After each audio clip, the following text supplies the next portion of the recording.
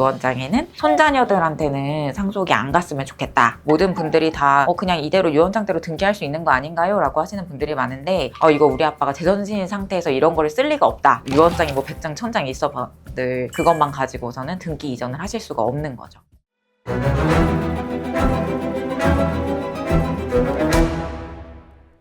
안녕하세요. 알쓸 상속의 신은정 변호사입니다. 상속 절차는 사실 사망 이후에 바로 이제 개시가 된다라고 보시면 되는데 유언장이 있는 경우에는 그러면 바로 진행이 가능하냐라고 물어보시는 분들이 많아요. 유언이 또 어떤 형태로 하셨는지에 따라서 집행이 바로 되는 경우가 있고 안 되는 경우가 있는데 오늘은 바로 되지 않는 경우, 그 절차가 궁금하신 경우 그런 분들이 주목해 주시면 좋을 것 같습니다.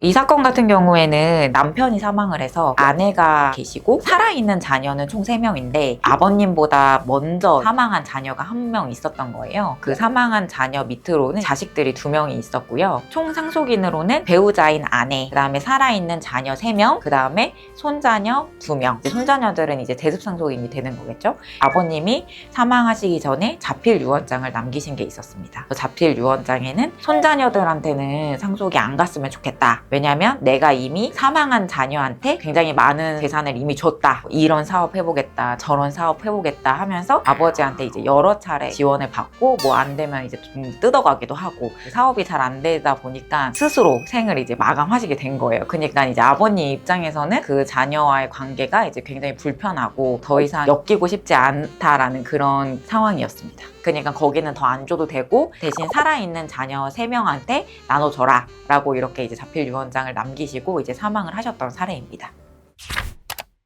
일단은 유언검인 자체가 유언을 집행을 하는 절차는 아니에요. 유언검인을 하면은 모든 분들이 다 그냥 이대로 유언장대로 등기할 수 있는 거 아닌가요? 라고 하시는 분들이 많은데 유언검인이라는 거는 말 그대로 법원에서 이 해당 유언장의 존재 자체를 상속인들에게 공개를 하고 이런 유언장에 대해서 동의하는지 여부에 대한 의견을 묻고 그런 내용들을 조서로 남기는 거기 때문에 이 유언장에 효력이 있다 없다 이거를 이제 다투는 절차는 아니거든요. 그래서 모든 상속인들이 이 유언장에 동의하고 효력에 문제가 없다라고 진술을 했을 경우에는 검인조서만 가지고 바로 등기 이전이 가능하지만 한 명이라도 이거 우리 아빠가 쓴 거 아닌 것 같다 라고 한다든지 이거 우리 아빠가 제정신인 상태에서 이런 거를 쓸 리가 없다 라고 한다든지 그러면은 사실상 이제 그 조서에 아무개가 뭐 이런 취지로 진술을 했다라는 게 기재가 되고 그렇게 진술이 기재가 되면은 그것만 가지고서는 등기 이전을 하실 수가 없는 거죠. 그러니까 사실상 유언을 하는 가장 큰 이유는 집행을 할 수 있어야지 되는 거거든요. 유언장이 뭐 100장 1000장 있어봐들 그 상속재산을 내 명의로 옮길 수 있어야지만 의미가 있는 거잖아요. 그렇기 때문에 이제 유언검인 절차만으로 되지 않을 경우에는 별도의 이제 후속 소송이 필요하십니다.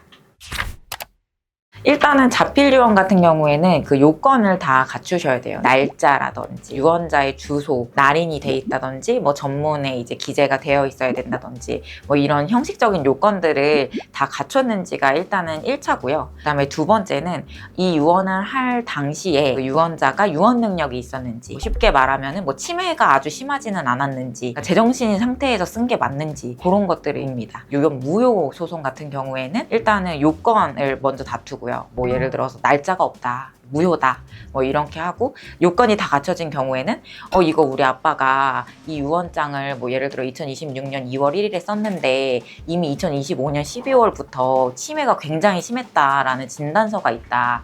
이거를 썼을 때 제정신일 리가 없다 해서 이렇게 이제 효력을 다투게 되는 거죠.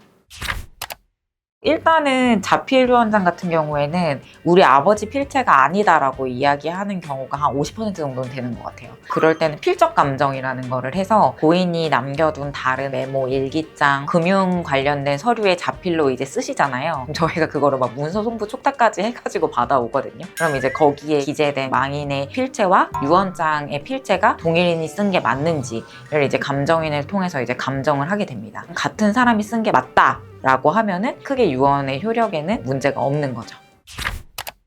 그래서 유언 효력 확인의 소송을 진행을 하셔야 되는데요. 거기에 대해서 다 저희가 입증을 해서 정말 효력이 있는 유언장이 맞다라고 주장을 하게 되면은 나중에 판결문에 유언 효력이 있다라고 판결이 나오거든요. 그럼 그걸 가지고 최종적으로 등기를 하실 수가 있는 겁니다. 그래서 그때는 아예 그 유언장에 나온 수증자들만 등기에 들어갈 수 있게 그 판결문으로 처리가 가능하신 거죠. 이 사건 같은 경우에는 살아있는 자녀 3명이 모두 다 이 부동산을 받게 됐고 대습상속인들한테는 상속이 되지 않았습니다.